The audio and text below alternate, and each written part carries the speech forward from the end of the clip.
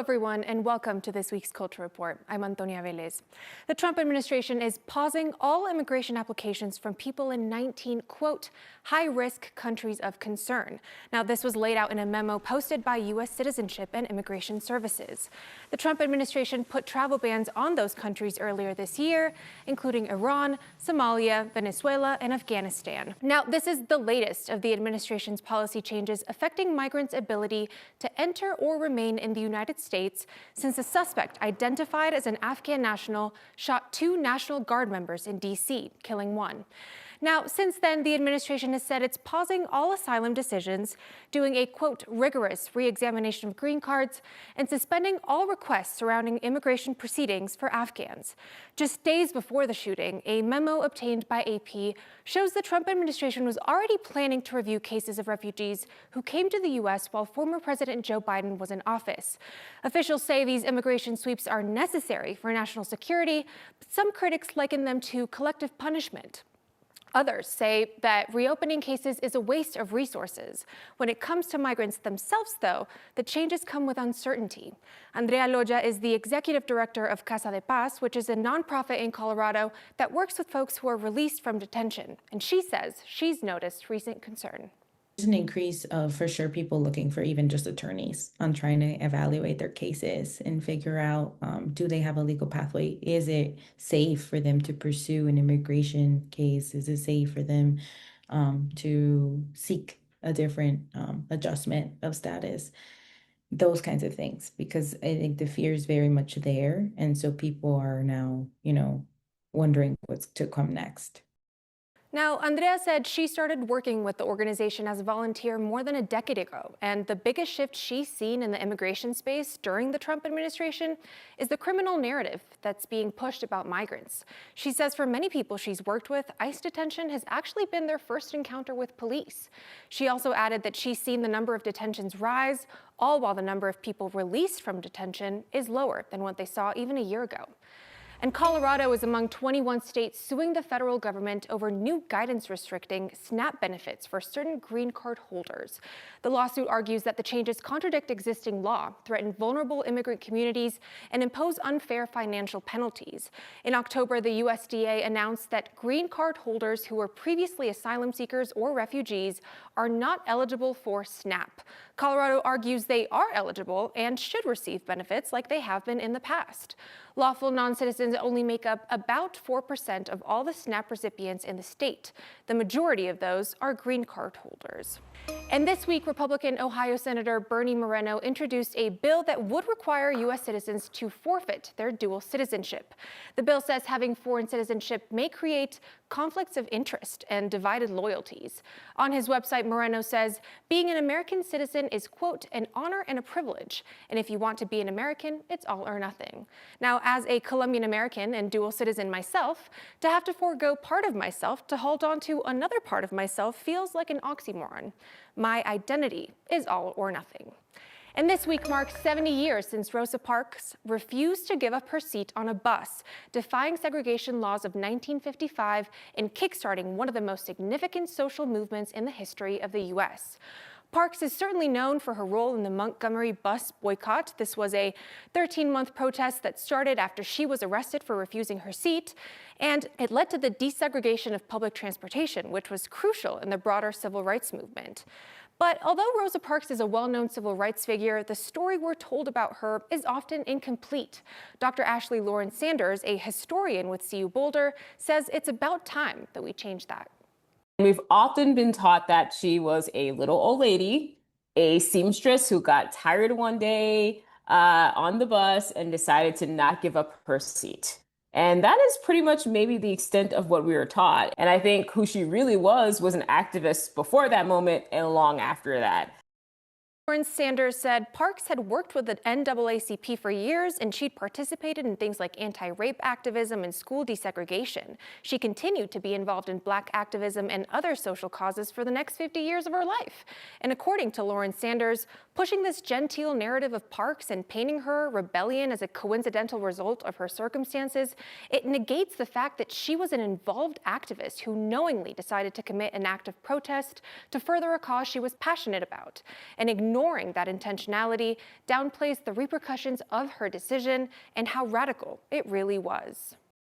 It was a choice, and it's one that came with consequences for her. Her life was very difficult after that in some ways too. Her health suffered from it.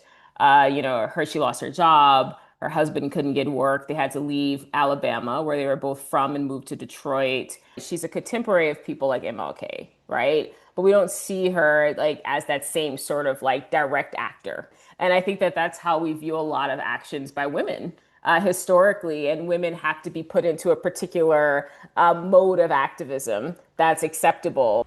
And a new docuseries from Jordan Peele is also trying to shed light on an erased part of history. The series High Horse, the Black Cowboy highlights Black men who it says were the first Americans referred to as cowboys. Now, this was a term initially steeped in racism. The series focuses on the history and erasure of the Black cowboy, the ongoing battles that Black citizens face with land ownership, and the impact that African Americans have made on entertainment throughout country Western history. It's filled with archival footage and documents how Black cowboy communities remain vibrant in various pockets across the country, despite still dealing with struggles. The three-part docuseries is an extension of Peele's 2022 blockbuster film Nope, and follows siblings who operate the only Black-owned horse ranch in California. Now, this past weekend was a record-setting one for holiday shopping. Between Thanksgiving and Cyber Monday, the National Retail Federation says over 200 million people shopped. That's more than experts anticipated and 6 million more than last year. But in a year when people have really been keeping an eye on their dollar, why were Americans so primed to shop? Especially when some brands and retailers said they've had to raise prices because of tariffs. We spoke to a holiday shopping expert at the University of Denver who said Black Friday and Cyber Monday's promise of good deals probably played a part. I do think there was some anticipation around getting really good deals this year. Maybe in the past it seemed like more work than it was worth. But right now, when they are more aware of sort of their spending, they're trying to find ways to, create the Christmas experience that they want without having to spend as much money. Now, even though the number of shoppers was up, the Federal Reserve's Beige Book report says overall consumer spending is actually down. Some experts say shoppers are buying fewer items this holiday season, but the average selling prices are higher. And it's time for our weekly shout-outs, where we tell you about the people in our community who are working to make it better and brighter. As temps get colder across Colorado, one local organization is working to help keep people warm. The Beyond the Court Foundation was founded by Stanley Owusu-Onwe, the assistant men's basketball coach at Regis University. And he's holding a 2-week-long donation drive at Regis to collect new or gently used coats, jackets, or any warm clothes for the winter, which he says means a lot to him. Growing up and seeing so many kids without jackets and without warm clothes, and going to school and seeing classmates go outside and they don't really have what I will have and I'm fortunate to have, which is just, a helping hand or just a resource, So it always stuck with me growing up and saying like, well, when I do have the opportunity to give back, I will. So I think this is my chance.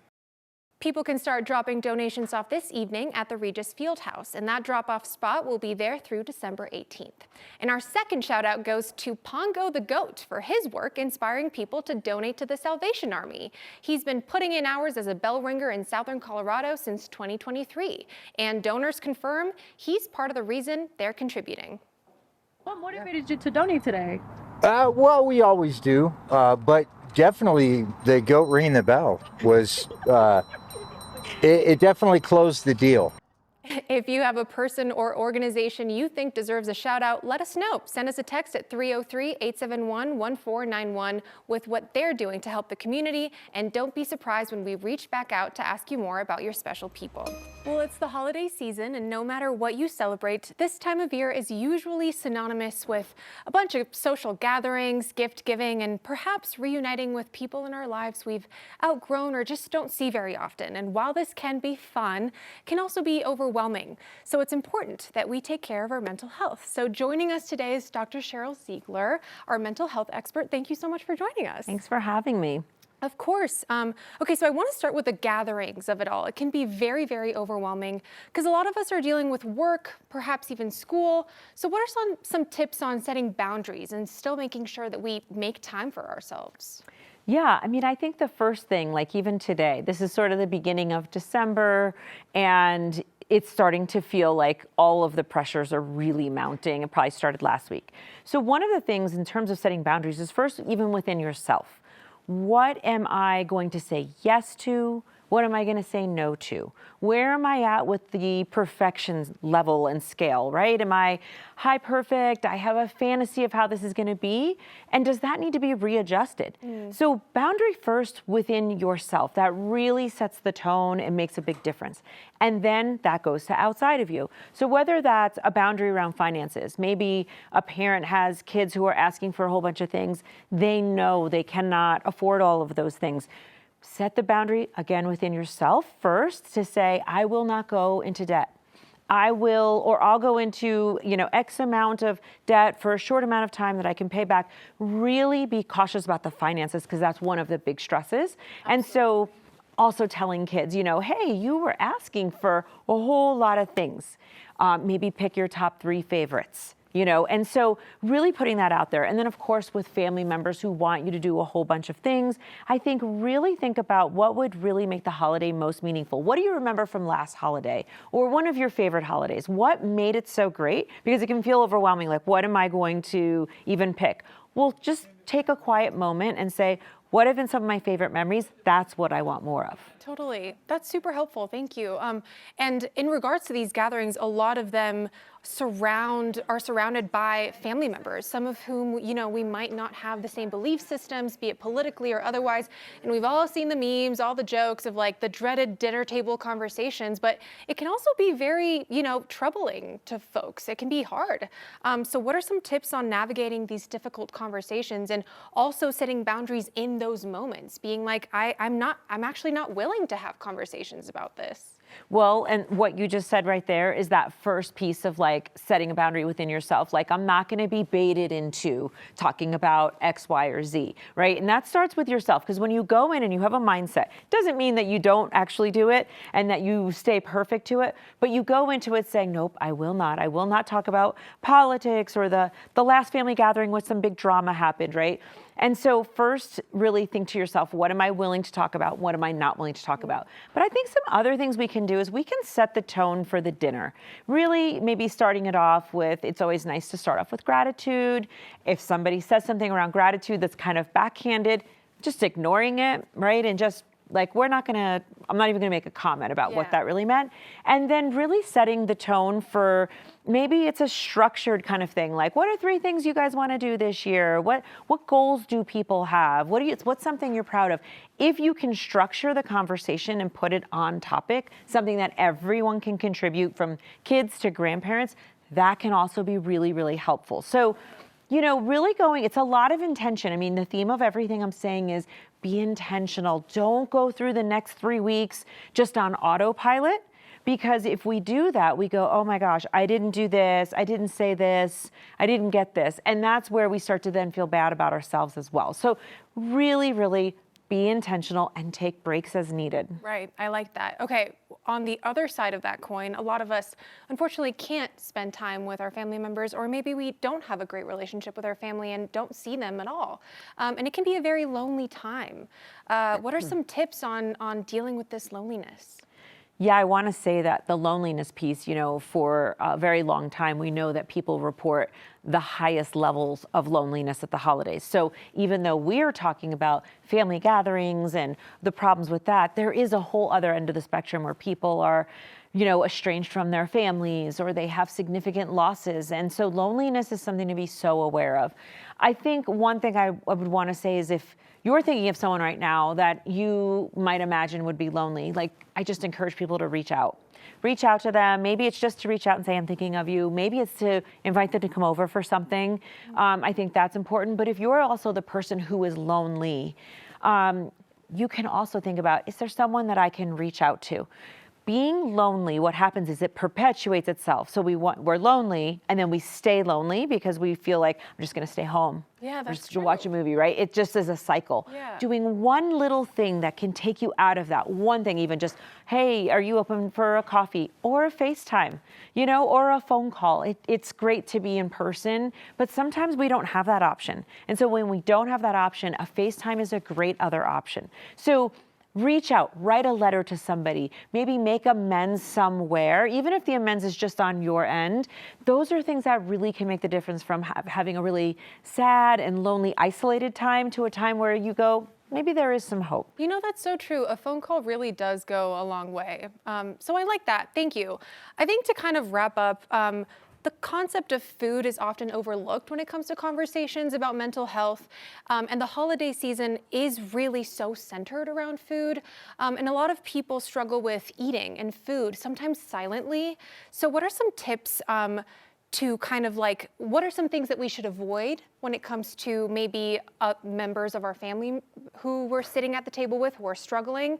Or what are some red flags that we can kind of make note of and say, maybe I should reach out, make sure that this person is okay? Yeah, I think this is such an important topic. So the first thing is there's a long-standing history of, clear your plate, clean everything off of it, eat more and more and more. And I think that's sort of old. And the newer thinking is we don't really have the right to be commenting on what one another eat. So whether I think you ate too much or too little even, those are comments you probably want to keep to yourself. If you are a grandparent and you say, but I looked over and I was concerned that my daughter or my granddaughter wasn't eating enough. Christmas, holidays, those are not the appropriate times to address it. So like you said, note it and maybe follow up really delicately at another time. But for the most part, I think we really want to be just mindful around, who's a vegetarian, who's a vegan, who's dairy-free, all those kinds of things. And also that we just need to worry about our own selves and making even the slightest comment, even if the slightest comment is, oh, look at you, I'm so happy. You ate it all. That makes me feel good. It feels really innocent, right? And that's the one thing about food. A lot of times, the things we say and do are socialized. They're not intended to be hurtful. However, when you say that, it's almost like commenting on someone's body. It's like, oh, I didn't know that my plate was on display, Totally. Right? Or my eating habits. And so really the best advice is, again, if you see something, note it, but don't say something at the dinner table. It's just not the appropriate time. And focus on your plate. Focus on your own plate. Thank you so much, Dr. Ziegler, for sharing your expertise. Yeah, thanks for having me. Absolutely. If you want to see more Culture Report or any of our 9 News content, you can find us on the 9 News Plus app or 9news.com. We'll be right back.